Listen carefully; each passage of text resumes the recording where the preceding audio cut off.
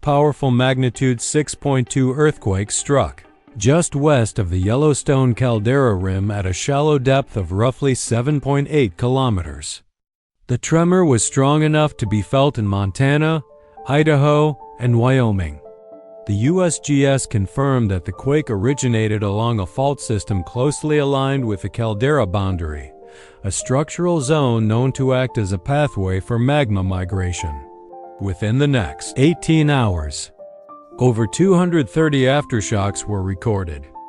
Dozens exceeded magnitude 3.0, with several aligning beneath the Norris Geyser Basin, historically one of the most sensitive hydrothermal areas in the park.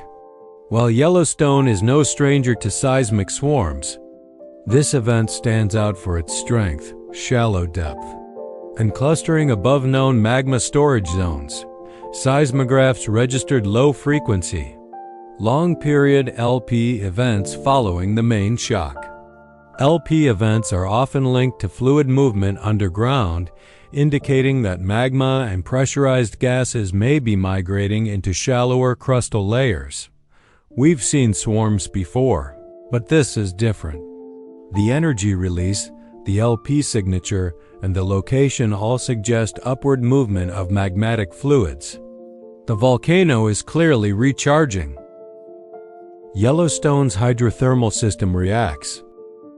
The quake's impact was almost immediate at the surface. Several geysers, including the famous Steamboat Geyser, erupted in rapid succession. Steamboat erupted twice in 24 hours, each eruption lasting longer than usual and releasing more steam than typical activity. AWAKENS Geyser and several smaller features along the upper geyser basin also erupted irregularly, releasing billowing steam columns.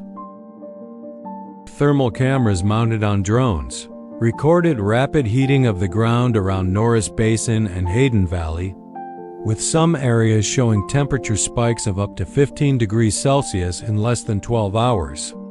This is believed to reflect increased flux of magmatic heat toward the surface.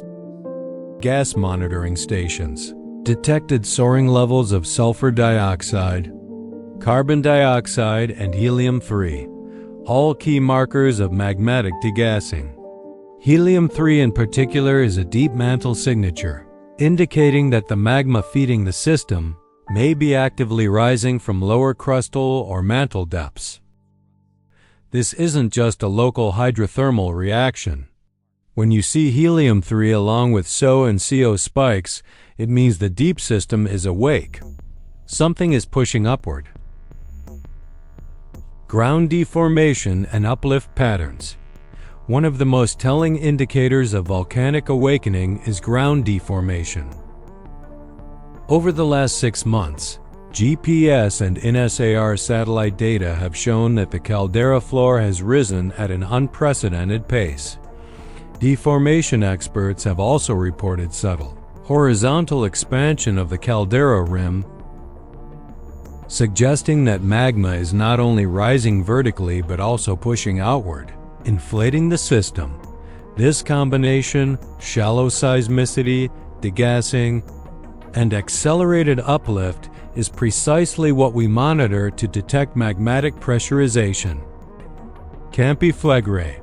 Europe's caldera stirs with force. Campi Flegrei, a supervolcano beneath the densely populated Bay of Naples, is undergoing its most intense seismic unrest since the early 1980s. A 4.8 magnitude earthquake struck Pozzuoli. The shallow quake was felt across Naples and caused widespread alarm. It was the strongest quake in the region in over 4 decades, part of a sequence that began in 2023 but has accelerated sharply in recent weeks. Bradyseism and gas activity surge. Campi Flegrei is no ordinary volcano. It is a caldera 13 kilometers wide, sitting beneath one of Europe's most populated regions, home to more than 500,000 people. It has been in a state of bradyseism, slow ground uplift caused by pressurized fluids beneath the surface, for years. But this uplift is now quickening dramatically. Gas vents around Solfatara crater have intensified. Sulfur-rich steam is venting more vigorously, and surface temperatures around fumaroles have increased. Recent data show elevated CO ratios, which can signal the transition from hydrothermal pressurization to magmatic degassing. We're observing crustal weakening. These rocks have been pressurized for years, and now they are showing signs of stress failure. Even a modest magmatic intrusion could trigger explosive activity. Global volcanic patterns emerge. Though Yellowstone and Campi Flegrei are not directly connected, their simultaneous unrest is not going unnoticed. Both are classified as supervolcanoes, capable of extreme eruptions in the geological past, Yellowstone around 640,000 years ago, and Campi Flegrei around 39,000 years ago. Scientists emphasize that such eruptions are rare, but the synchrony of current activity is scientifically remarkable. We're witnessing a clustering of major volcanic signals worldwide. This may reflect shifting tectonic stress fields, mantle plume behavior, or simply coincidence, but scientifically, it's unprecedented in recent decades. Science and uncertainty. Volcanologists worldwide are urging caution, emphasizing that unrest does not equal eruption. Both Yellowstone and Campi Flegrei have experienced unrest cycles in the past without erupting. These systems can pulse, breathe, and fluctuate for years before returning to relative quiet. However, scientists also acknowledge that the current intensity is exceptional.